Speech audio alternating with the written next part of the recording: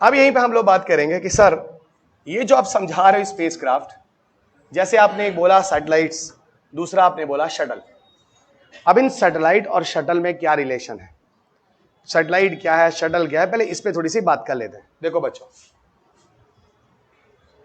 एक तरफ आते हैं सैटेलाइट की तरफ और दूसरी तरफ आते हैं शटल की तरफ। एक तरफ हम लोग बात करते हैं सैटेलाइट के, दूसरी तरफ बात करते हैं शटल के। देखो अगर बोलें तो सैटेलाइट एक स्पेसक्राफ्ट है और बोलें तो शटल भी एक स्पेसक्राफ्ट है, ये तो सबको समझ में आता है। पर दोनों में कुछ तो डिफरेंस है। वैसे तो दोनों स्पेसक्राफ्ट आप बोल सकते हैं, पर दोनों में कुछ तो डिफरेंस है। क्या डिफरेंस है सुनो। जो सैटेलाइट होता है it is always defined in the respect of orbit. ये ऑर्बिट के रिस्पेक्ट में ही पढ़ा जाता है, ऑर्बिट के रिस्पेक्ट में ही डिफाइन किया जाता है। तो satellite always define in the respect of orbit, वही कक्षा वक्षा जो बोलते हो, ठीक है। सैटेलाइट्स को हम ऑर्बिट के रिस्पेक्ट में डिफाइन करते हैं। अब बात होती है ऑर्बिट क्या होता है। ऑर्बिट का मतलब होता है अट्रैक्शन।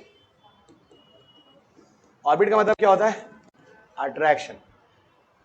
ऑर्बिट का मतलब होता है अट्रैक्शन। अब बात होगी अट्रैक्शन क्या होता है। अरे भाई अगर आप अर्थ के रिस्पेक्ट में अट्रैक्शन की बात कर रहे हैं तो उसको भी बताने की क्या जरूरत है, तो आप सब जानते हैं, गुरुत्व, ग्रेविटी। यानी सैटेलाइट्स को ग्रेविटी के इफेक्ट में पढ़ा जाता है। अब ऐसे समझ लो, यानी ऑर्बिट के इफेक्ट में बात की जाती है, मतलब ग्रेविटी के रिस्पेक्ट में बात की जाती है। अब जैसे मैं ये बताऊं, जितनी डिस्टेंस तक अर्थ की ग्रेविटी या अर्थ का अट्रैक्शन होता है उसको हम कहते हैं इनर ऑर्बिट। और जब अर्थ के अट्रैक्शन के बाहर कोई चीज चली जाती है उसको हम कहते हैं आउटर ऑर्बिट। तो ऑर्बिट में क्या हुआ, अर्थ के सरफेस से उस हाइट तक जहां तक अर्थ का अट्रैक्शन प्रेजेंट है, यानी अर्थ की ग्रेविटी प्रेजेंट है, वो उसकी इनर ऑर्बिट कहलाएगी। और जब वो अर्थ के अट्रैक्शन के या ग्रेविटी के बाहर चला गया तो वो आउटर ऑर्बिट कहलाएगा। अब आप पूछोगे सर अर्थ के सरफेस से कितनी दूरी तक हम इनर ऑर्बिट बोलते हैं और उसके कितनी दूरी के बाद हम आउटर ऑर्बिट बोलते हैं। तो यहां मैं बोलूंगा अर्थ के सरफेस से लगभग 36,000 किलोमीटर की हाइट तक, अप टू 36,000 किलोमीटर दूरी तक, ये इनर ऑर्बिट है। और अगर हम 36,000 किलोमीटर के बियॉन्ड चले जाते हैं बच्चा, तो हम पहुंच जाते हैं कहां, आउटर ऑर्बिट में। तो अगर हम 36,000 किलोमीटर के अंदर होते हैं, 36,000, तब ये इनर ऑर्बिट है। और 36,000 के बाहर चले जाते हैं, ये आउटर ऑर्बिट है।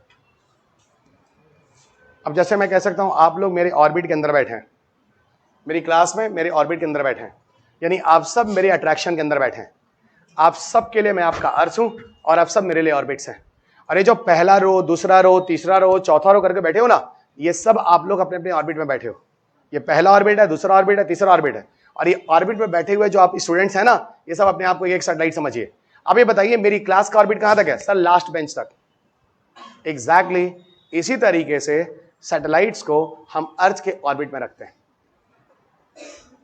और जैसे कि आप सब मेरे लिए काम करेंगे, क्यों, क्योंकि आप सब मेरी कक्षा के अंदर हैं, मेरे ऑर्बिट्स के अंदर हैं।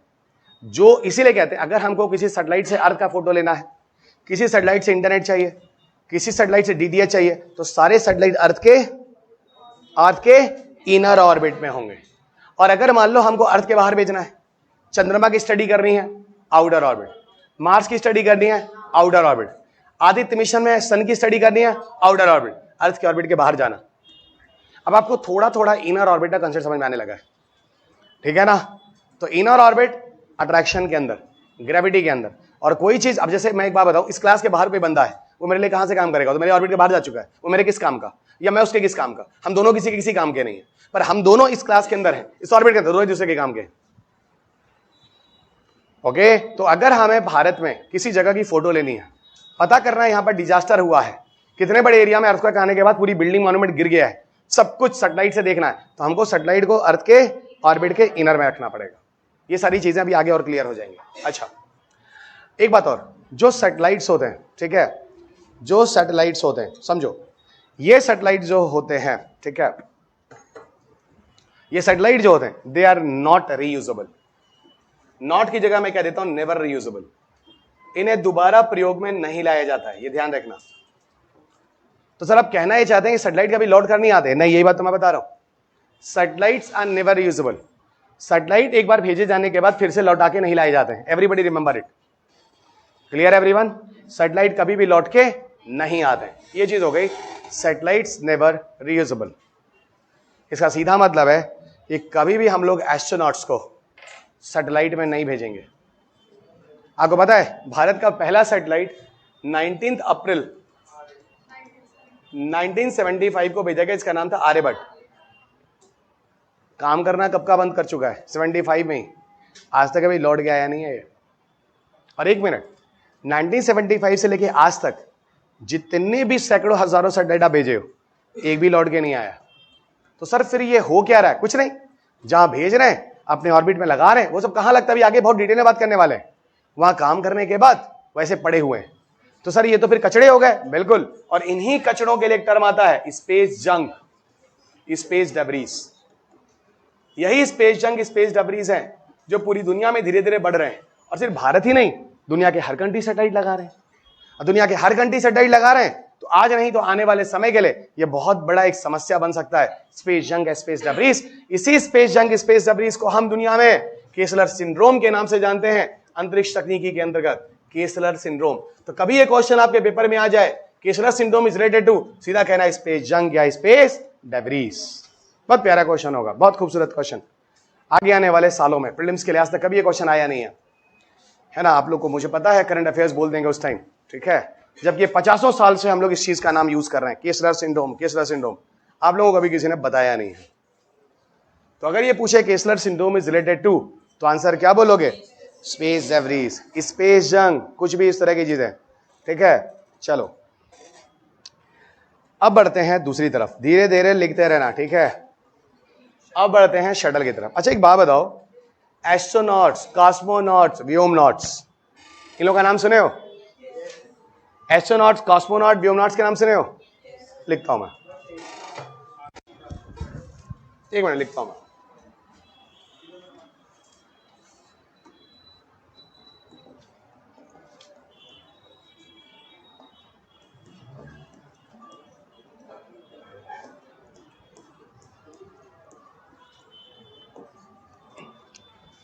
जानते हो तीनों चीजें एक ही होती हैं, और तीनों को हम हिंदी भाषा में अंतरिक्ष यात्री कहते हैं, पर इंग्लिश भाषा में अलग अलग कंट्री अलग अलग शब्द यूज करते हैं।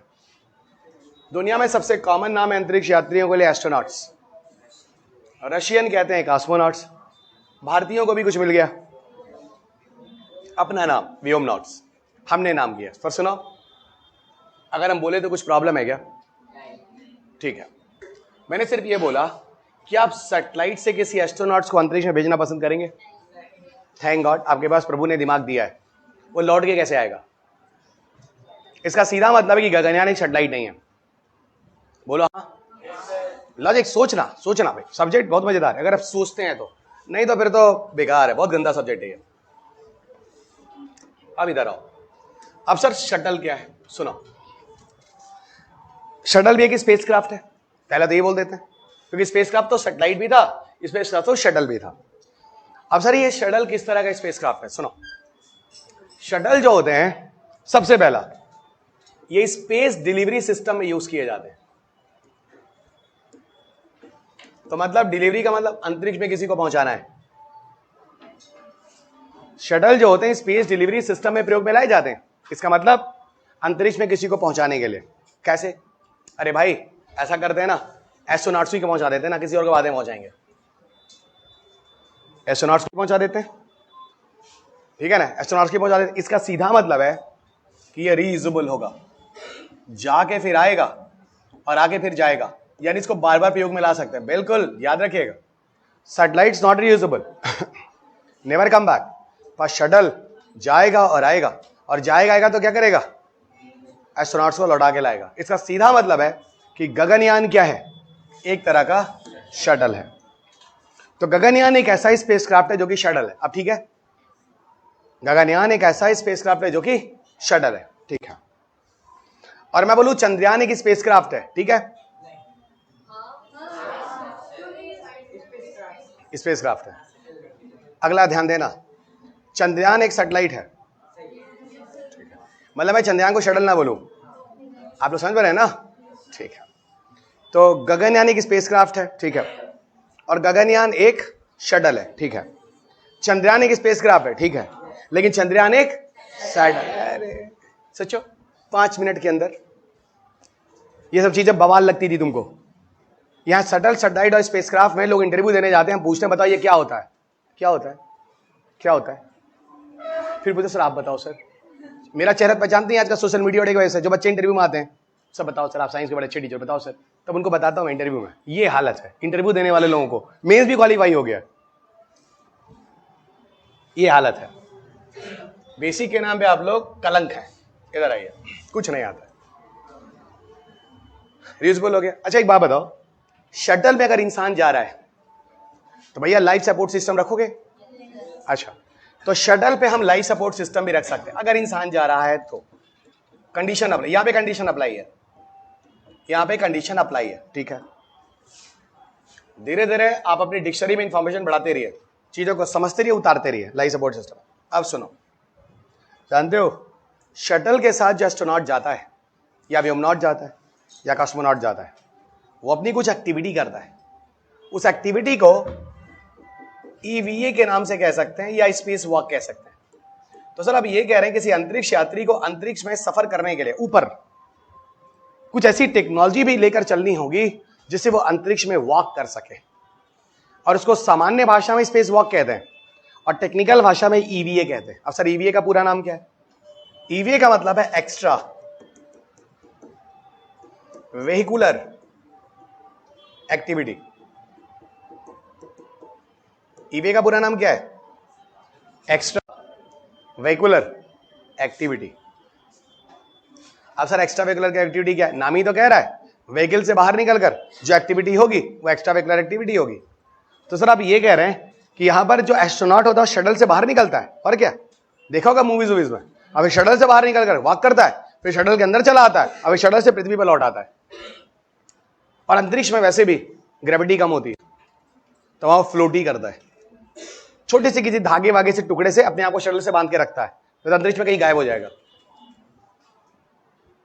आप समझ रहे नहीं समझ रहे? अब आज आपके लिए एक मूवी है जो होमवर्क है, ग्रेविटी, वो आप देख लीजिएगा।